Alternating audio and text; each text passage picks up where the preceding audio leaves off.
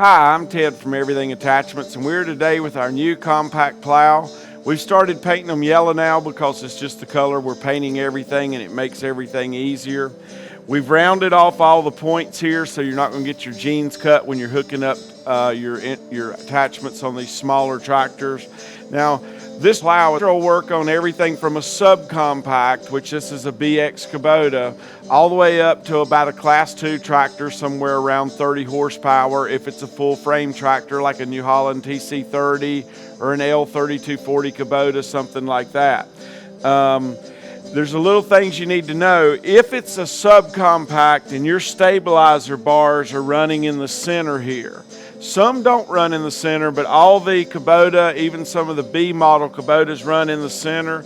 If you try to put the coulter attachment, which is attached to this beam that goes forward of the hitch, a lot of times that will interfere with this inner hitch here, so that can be a problem. So I probably don't recommend to buy the coulter, whether you need it or not, on a subcompact if the stabilizer bars are going to the center. It's just going to interfere with everything and you're going to have a problem. The one thing I definitely recommend on a subcompact tractor, because the type of hydraulic lift that you have is called a neutral lift, meaning you leave it in neutral when you don't want it to move, and if you want it to go down, you go down and then you go back to neutral to stop it. It has no position. A quadrant or position lift will have a lever that goes from top to bottom, and every time you move it just a little bit, the lift moves a little bit, and you can always return back to the same spot. Unlike an up and down lift, which is a neutral lift, you have no real way to go back to the same spot every time. And when you go down, if you leave it in down, it's going to go all the way as far as it can go down. If you leave it in up, it's going to go all the way to the top. So you're controlling where neutral is and where the plow is going to stay still. So I definitely recommend the gauge wheel, which bolts right here on the side. You can set the depth you want it to plow out, then you just let it down, and then you can go and you won't be fighting your lift. One thing that does help on these types of lift that has a neutral lift, there's a knob between your legs, and the way you want to adjust, most dealers don't know how to tell you to adjust these types of lifts, but what you want to do is you want to raise your attachment all the way to the top, close that valve completely off, put your lift in the down position. Your attachment will stay up because you've closed it off just like a water spigot. So then release that valve at the rate you like it to fall. Slow it up really good so when you're going up and down, your adjustments are not really fast on you, and it's something that gets controllable. So we've made this plow specifically for compact and small compact tractors. This has a 20-inch bar on it here, and that helps keep the hitch. Even though you could stretch this out to what's considered to be a full Category 1 hitch, which is 26 inches, it just makes everything harder to do.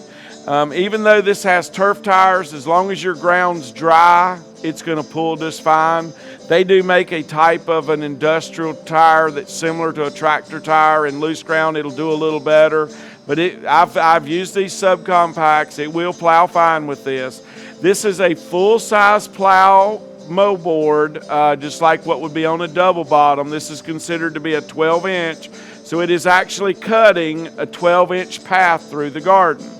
Okay, so right now it's pitched down a little bit like you would want to start it into the ground. Once you make your first pass, and you can see on our how-to plow video how you do plow, you're going to end up with the right side of your tractor in the furrow, which is going to tilt your tractor. That's when you're going to have to readjust your side links to get your plow back to flat. Now, if because of the tread width of your tractor, which could be many different tractors is different, and you end up wanting to offset this plow to get the right setting, for instance, as I move this plow over to this side, this plow is going to start angling. You don't want to angle your plow. So if you offset your plow with your lift stabilizers, then you will change, this pin has 3 holes here, you will change that pinhole to re-square the plow with the tractor so you're not pulling it at an angle. But this plow, we've done a lot. We build every piece of this in-house. It is shear bolt protected. There's a small bolt at the back that's an ungraded bolt. So if you hit a rock or something under the ground, it'll shear instead of tearing up the linkage on your tractor.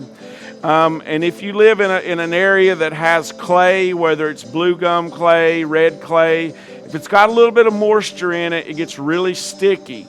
So what we've done is, and this is special to our plow, the way we mold this, most of them are just simply rolled, and that works most of the time if your ground's fairly dry or sandy, shouldn't be a problem. But if you've got just a little bit of a wet clay, and just to make it easier to pull through the ground for the smaller tractors, we've molded a special groove in here that lets it suck air from the bottom here.